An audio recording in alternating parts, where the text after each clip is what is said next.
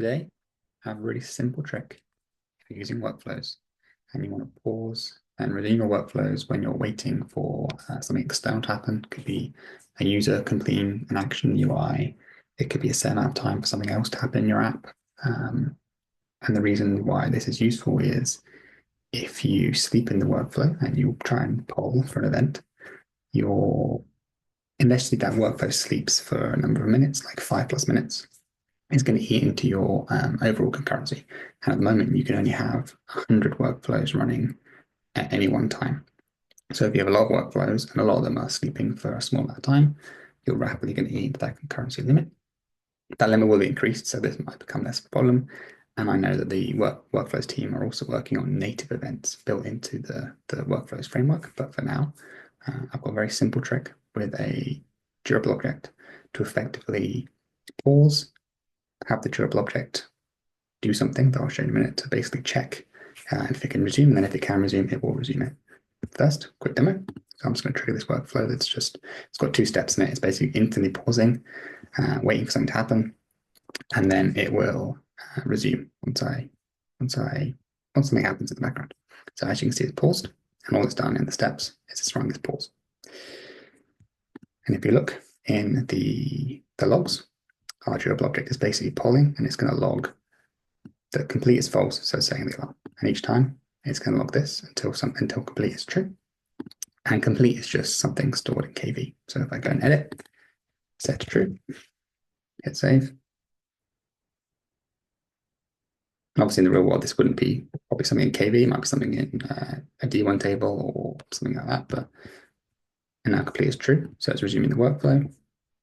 And if we go back, and wait for this, let me just refresh this one. I'm being impatient. The UI would refresh, but it's going to be impatient. You can see that now it's finished.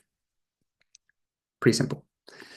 And in terms of the code, so if we go with the workflow first, very simple. Like I said, there's just a pause step.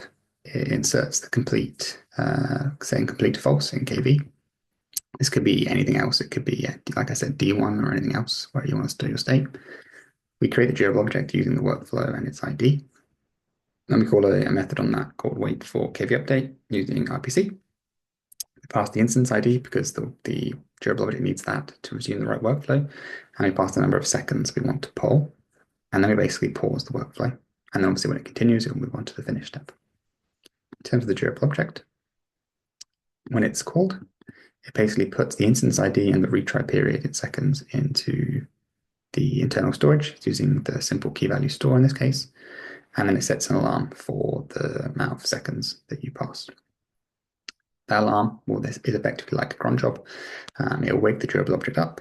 It will pull the value from KV, so it pulls the value of complete. And if it's true, it retrieves the instance ID from the storage and then resumes the workflow. And if it's false, it will basically just reset the alarm because in a durable object, the alarm will only run once. And then you need to reset the alarm within the alarm each time the alarm runs. This works super simple. Like I said, it gets around some of the problems of concurrency and your workflow is not being kind of taken out of that concurrency limit. This won't be needed forever. Like I said, the workflows team are definitely working on waiting for events. I think that'd be a lot simpler to implement. But for now, thought you might find this useful. I'll link the GitHub repo in the below. And if you find it useful, let me know.